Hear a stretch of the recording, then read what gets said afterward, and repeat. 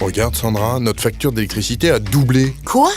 Ils ont dû se tromper, c'est pas possible. Dis, ça ne viendrait pas de ce chauffage d'appoint que tu as acheté l'autre fois? Ça correspondrait d'ailleurs. Écoute Bernard, le problème, ce n'est pas ce chauffage, c'est cette facture. Comment va-t-on faire? Ne t'inquiète pas chérie, je suis sûr qu'il y a des solutions. Et pour commencer, tu vas me faire le plaisir de débrancher ce radiateur.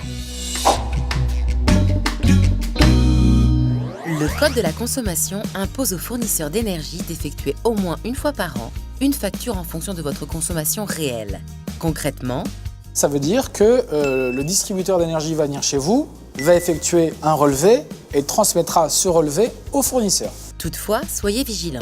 Il peut arriver que la facturation en fonction de la consommation réelle ne soit pas effective et que finalement le fournisseur vous demande un rattrapage. Sachez que le Code de la consommation limite ce rattrapage à 2 ans. Ce délai est un délai de prescription. Cela veut dire qu'au-delà des 2 ans, le fournisseur ne peut plus agir. Sachez qu'à partir du 18 août 2016, ce dernier sera réduit à 14 mois. Quoi qu'il en soit, si vous rencontrez des difficultés financières, Contactez votre fournisseur afin de trouver un accord pour un échelonnement. Si la situation est plus grave, vous pouvez faire appel au Fonds Solidarité Logement ou si vous êtes dans l'impossibilité manifeste de faire face à vos dettes non professionnelles, vous pouvez déposer un dossier de surendettement. Sachez enfin que sous réserve de certaines conditions de ressources, vous pouvez bénéficier des tarifs sociaux d'énergie qui vous ouvrent droit à des réductions de facture. par ailleurs, en cas de divorce ou de séparation, Le fournisseur peut demander à l'une ou l'autre des personnes la totalité de la dette. enfin, si la personne redevable est décédée, Cela revient aux héritiers. Pour obtenir le paiement d'une créance,